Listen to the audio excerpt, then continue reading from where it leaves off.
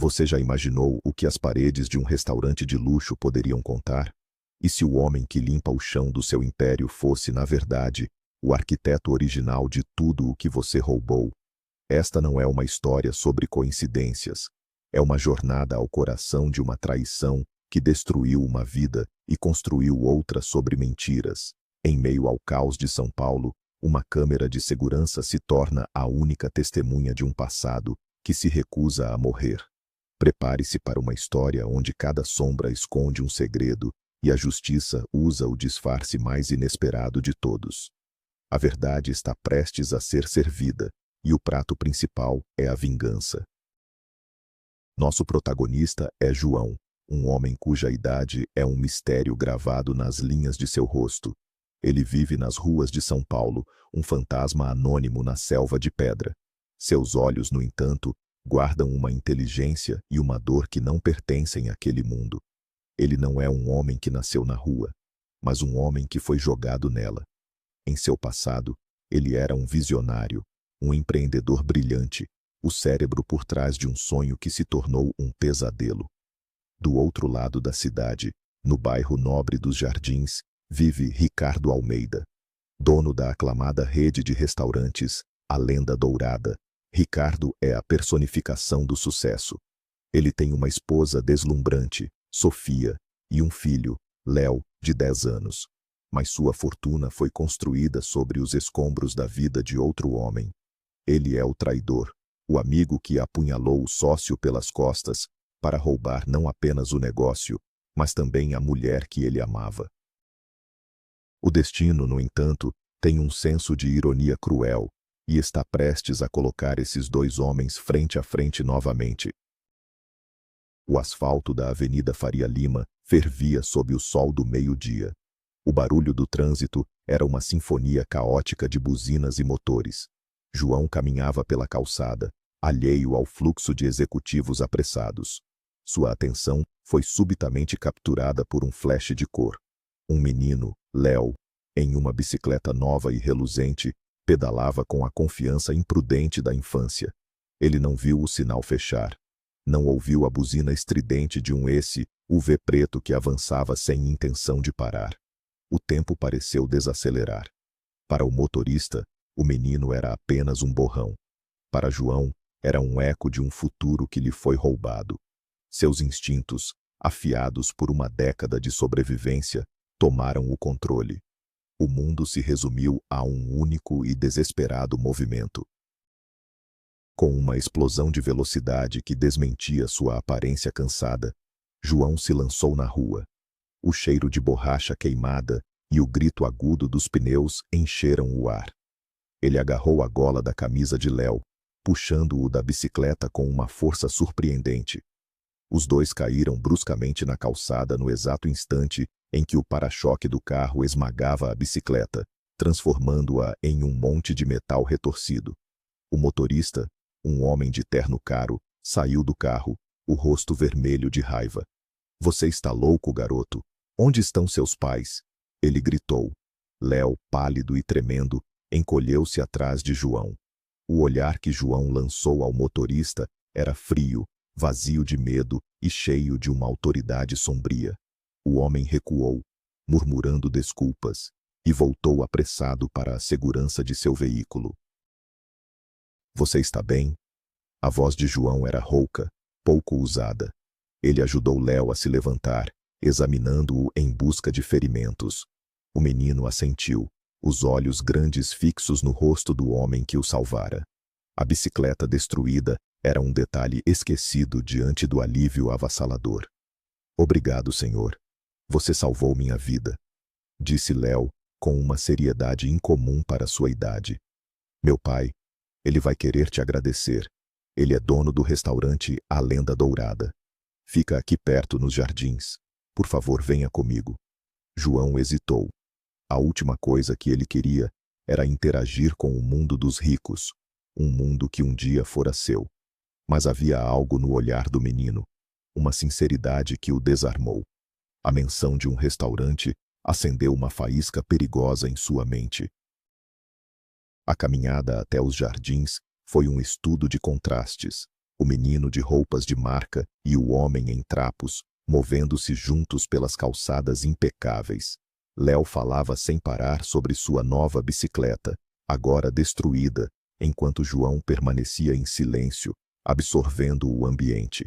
As vitrines de luxo, os carros importados, o cheiro de café gourmet e perfume caro no ar.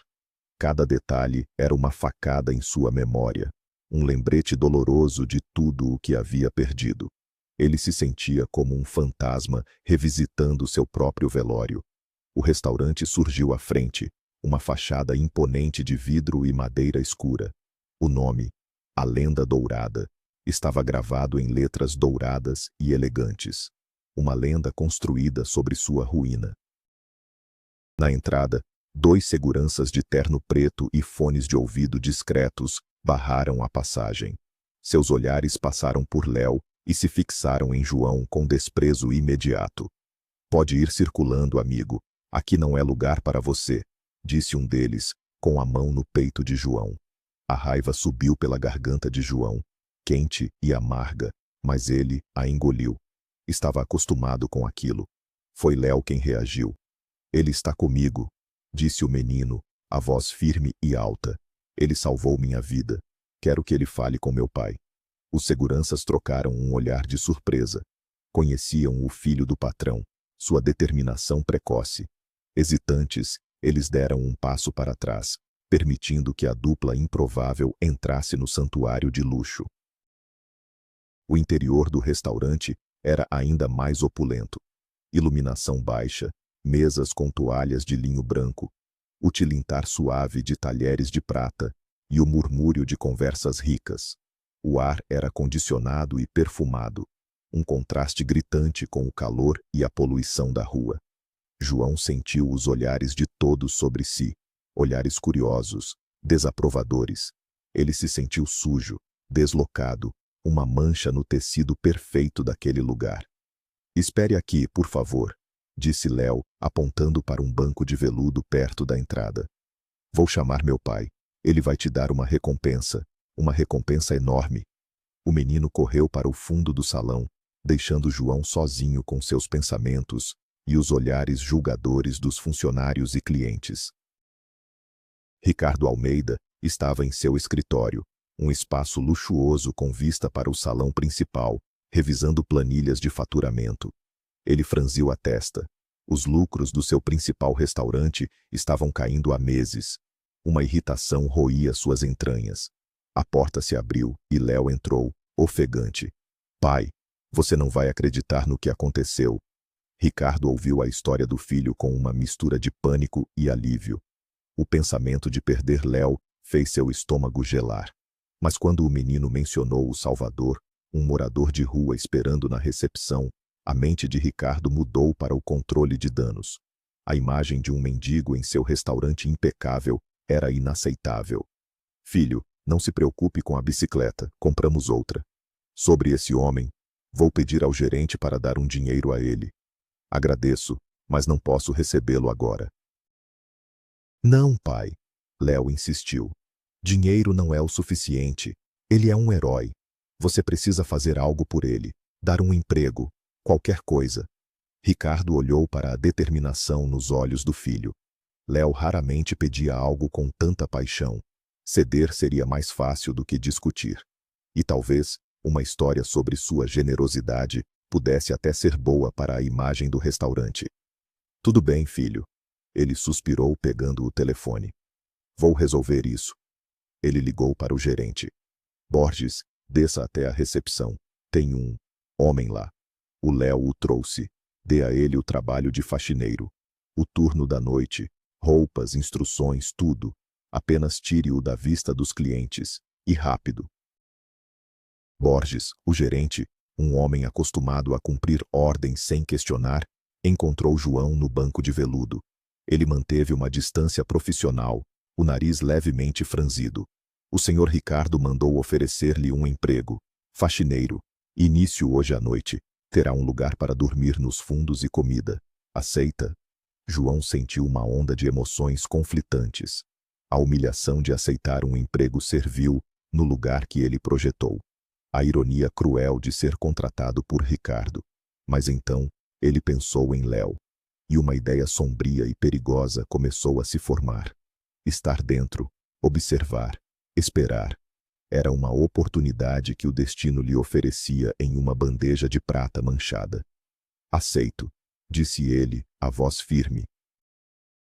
Naquela noite, João vestiu o uniforme cinza, que parecia grande demais em seu corpo magro. Ele foi levado a um pequeno quarto sem janelas nos fundos do restaurante, ao lado da área de descarte de lixo. O cheiro era uma mistura de desinfetante e restos de comida. Havia uma cama simples e um banheiro pequeno. Para o mundo, era um cubículo miserável. Para João, depois de anos dormindo em papelão sob marquises, era um palácio. Ele se olhou no pequeno espelho rachado. A barba por fazer, o cabelo emaranhado, os olhos cansados. Mas por trás daquela fachada, o velho estrategista, o homem que construiu um império do nada, estava despertando de um longo e doloroso sono. Os primeiros dias foram um teste de paciência. Os outros funcionários o tratavam com uma mistura de pena e desdém. Sussurravam quando ele passava. Deixavam o lixo para ele recolher com um sorriso de escárnio. João não reagia. Ele trabalhava em silêncio, com uma eficiência metódica que começou a intrigar alguns. Ele limpava o chão, esfregava os banheiros, carregava sacos de lixo pesados. Cada tarefa era executada com uma precisão silenciosa. Ele observava tudo: as rotinas, as conversas, as fraquezas. Ele estava mapeando o território inimigo, aprendendo os ritmos do coração da besta que ele mesmo havia criado. Sua transformação começou lentamente. Com acesso a um chuveiro e comida regular, um pouco de peso voltou ao seu corpo. Uma das cozinheiras, uma senhora maternal chamada Dona Elza, começou a deixar um prato de comida quente para ele todas as noites. Um dia, ele usou o pouco dinheiro que ganhara para comprar um barbeador. Quando raspou a barba espessa, a cicatriz em sua mandíbula ficou exposta, um lembrete físico da violência que sofreu. Mas também revelou o rosto de um homem que, apesar de tudo, ainda era marcante. As garçonetes mais jovens começaram a notá-lo. O faxineiro silencioso tinha um olhar intenso e uma força contida, que era, ao mesmo tempo, assustadora e atraente. Enquanto isso, a preocupação de Ricardo com os lucros crescia. Ele passava as noites em claro, analisando números, tentando encontrar o vazamento. Ele suspeitava de roubo, talvez desvio de mercadorias caras, como vinhos e destilados. Sua paranoia o consumia. Ele gritava com os gerentes, ameaçava os fornecedores. A pressão o tornava volátil e perigoso. Ele mal se lembrava do homem que havia contratado por insistência do filho. Para ele, o faxineiro era apenas mais uma peça invisível na engrenagem do seu negócio. Uma peça que ele acreditava controlar totalmente, sem saber que era essa peça que o observava mais de perto. Numa noite, Ricardo estava em seu clube privado favorito, o Clube Fênix, em Morumbi, bebendo um uísque caro e reclamando com um associado. Alguém está me roubando, eu sinto isso, meus próprios funcionários. A confiança não existe mais nesse ramo. A ideia surgiu em meio à névoa do álcool e da frustração. Vou instalar câmeras, em todos os lugares. Na cozinha, no estoque, nos corredores de serviço. Vou pegar o desgraçado que está me custando dinheiro. Ninguém vai saber. Câmeras ocultas. Vou observar cada movimento. A decisão foi tomada. Ele queria olhos em todos os cantos de seu reino, sem perceber que o maior perigo não estava no que poderiam roubar, mas em quem poderiam revelar. A instalação foi feita de madrugada, por uma equipe discreta. No dia seguinte, dezenas de pequenas lentes observavam silenciosamente a vida do restaurante. Em seu escritório em casa, Ricardo agora podia acessar as imagens em tempo real em seu laptop. Ele passava horas vasculhando as gravações, obcecado em encontrar um ladrão. Ele observava os chefes, os garçons, os estoquistas. Nada. Apenas o trabalho rotineiro. A frustração o corroía ainda mais. Sua esposa, Sofia, notou seu comportamento errático. Ricardo, o que está acontecendo? Você mal dorme, mal fala conosco. Ele a dispensava com um aceno. São negócios, Sofia. Você não entenderia. Uma noite, entediado, Ricardo começou a observar as câmeras dos corredores de serviço. Foi quando ele o viu. O faxineiro. O homem que seu filho havia trazido. Havia algo na maneira como ele se movia. Uma economia de gestos, uma postura que não condizia com a de um homem que passou a vida nas ruas. Ele varria o chão com uma concentração feroz. Então, o homem parou, olhou para um detalhe arquitetônico na parede, uma viga de madeira exposta que ele mesmo, Ricardo, havia insistido em cobrir anos atrás. O homem tocou a viga, quase com reverência. Um calafrio percorreu a espinha de Ricardo. Aquele gesto, aquela familiaridade com o espaço, era impossível. Apenas uma pessoa conhecia a história daquela viga. A semente da dúvida foi plantada. Ricardo deu um zoom na imagem, mas o rosto do homem estava parcialmente obscurecido por um boné. Nos dias seguintes, ele se tornou obcecado em observar o faxineiro. Ele viu o homem consertar uma dobradiça solta na porta do estoque com uma habilidade inesperada. Viu-o reorganizar as caixas no depósito com uma lógica que melhorava o fluxo, algo que nem mesmo o gerente havia pensado. Quem era aquele homem? A semelhança era perturbadora, um fantasma em sua própria casa. Ele vasculhou os registros de funcionários. O nome era falso, os documentos, claramente forjados. Apenas João Silva, um nome tão comum que era um insulto. Na solidão de seu pequeno quarto, João era assombrado por suas próprias memórias. Ele se lembrava do início, ele e Ricardo, jovens e cheios de sonhos, transformando um pequeno galpão na Vila Madalena em seu primeiro restaurante. João era o cérebro, o chefe, a alma do negócio. Ricardo era o rosto, o negociador, a ambição implacável. Eles eram como irmãos. A confiança era absoluta. Ele se lembrava de quando conheceu Sofia. Ela era uma cliente. O amor foi instantâneo, uma força da natureza. Ricardo fora o padrinho de seu casamento. Ele sorrira nas fotos, mas seus olhos já continham a semente da cobiça. A memória mais dolorosa era a da traição. O flashback era nítido como cristal. A acusação de fraude fiscal.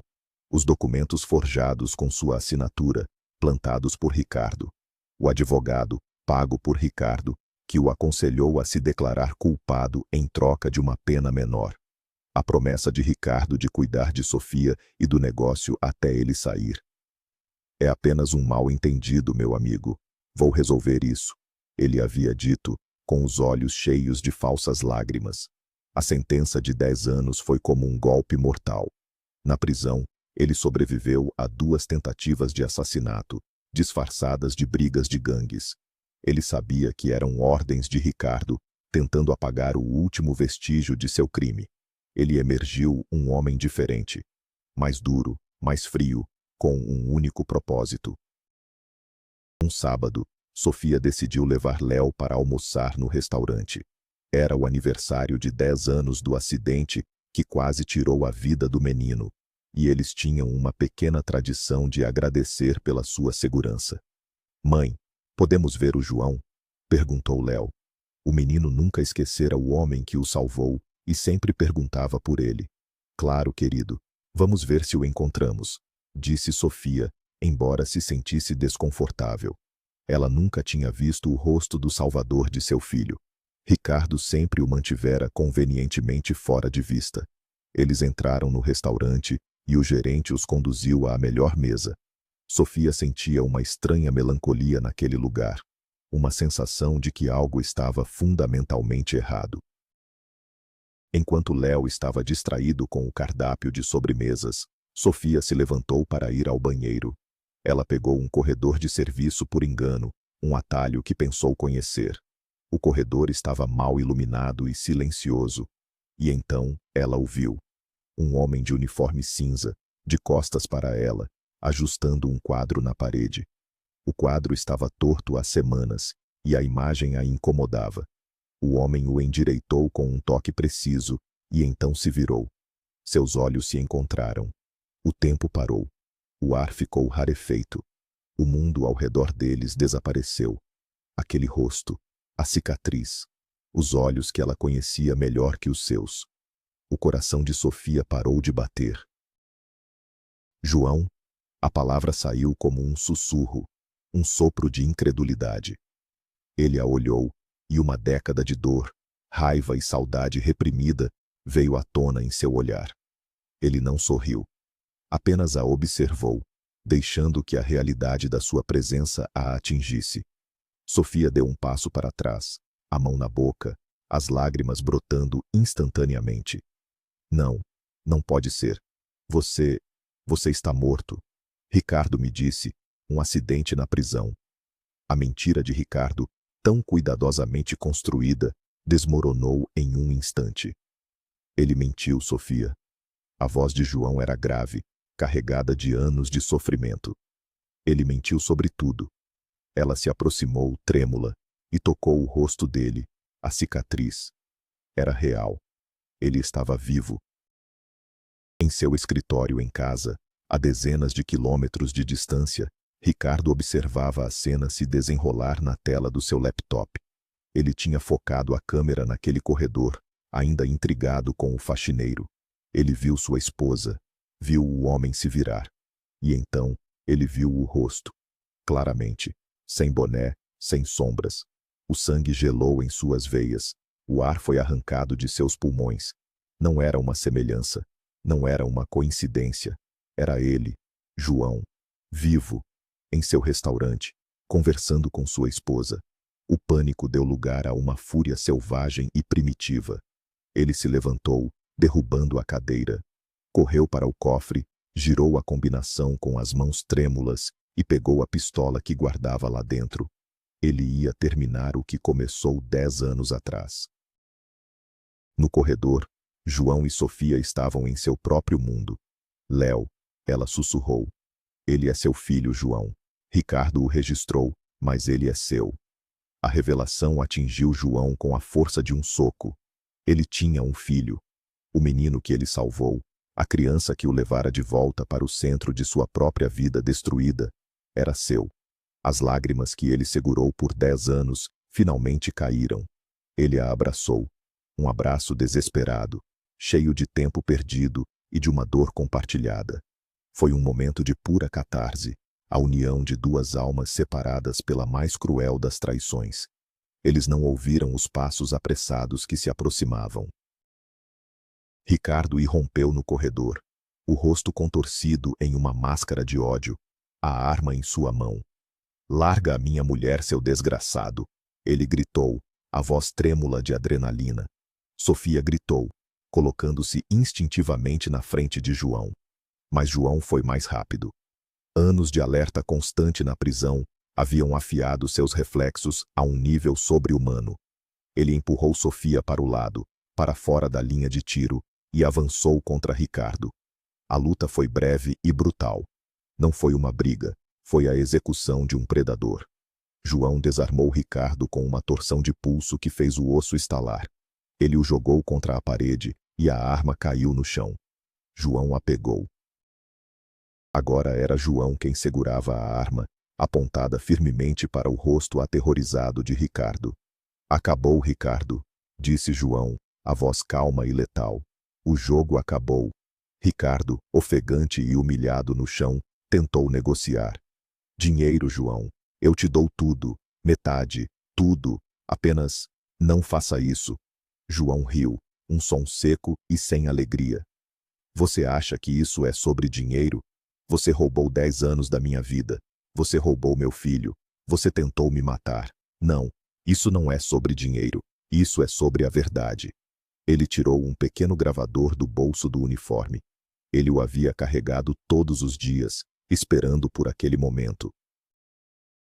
"Agora", disse João, pressionando o botão de gravar.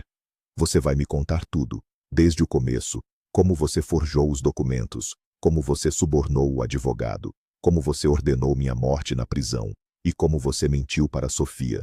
Você vai contar tudo, ou eu juro, esta bala vai encontrar um novo lar na sua cabeça mentirosa. Sob a mira da arma e o olhar acusador de Sofia, Ricardo desmoronou. Com a voz embargada pelo medo e pelo choro, ele confessou tudo. Cada detalhe sórdido de sua traição. O gravador capturou cada palavra, cada soluço. A verdade, finalmente, estava livre. Sofia, com uma calma assustadora, já havia ligado para a polícia. Eles chegaram em minutos, encontrando uma cena surreal. O famoso empresário Ricardo Almeida no chão, amarrado com seu próprio cinto de grife, e o faxineiro do restaurante segurando a arma. A confissão gravada foi a peça final. A prisão de Ricardo foi discreta, mas a notícia explodiu na mídia no dia seguinte. O império, a lenda dourada, começou a ruir sob o peso do escândalo. Para João, não havia triunfo, apenas um imenso e exausto alívio. Ele havia recuperado sua honra. E o mais importante, ele havia recuperado sua família. Nos meses que se seguiram, a justiça seguiu seu curso. Com a confissão e as provas, João foi exonerado de todas as acusações. Ele recebeu uma indenização substancial e, com a falência de Ricardo, conseguiu reaver o controle de seu restaurante. Ele o rebatizou de Recomeço. A parte mais difícil e mais bonita foi se reconectar com Léo. Contar a verdade a um menino de 10 anos não foi fácil, mas o vínculo que eles formaram no dia do acidente era inquebrável. Léo, com a sabedoria das crianças, aceitou seu verdadeiro pai de braços abertos. A família, finalmente, estava reunida. Um ano depois, o sol da tarde filtrava pelas árvores do Parque Ibirapuera. João, Sofia e Léo caminhavam de mãos dadas. João não era mais o fantasma das ruas. Ele era um homem restaurado, vestindo roupas simples, mas com um sorriso genuíno. Ao lado deles, em um carrinho de bebê, dormia uma menininha, a pequena Lara, a filha que simbolizava o novo começo da família. Eles pararam em frente ao lago, observando os patos. João olhou para Sofia, para Léo, para a pequena Lara. A dor do passado ainda estava lá, uma cicatriz em sua alma, mas não o definia mais. Ele havia atravessado o inferno e encontrado o paraíso do outro lado. Ele estava em casa. A justiça, às vezes, não é um trovão, mas um sussurro paciente que espera o momento certo para ser ouvido.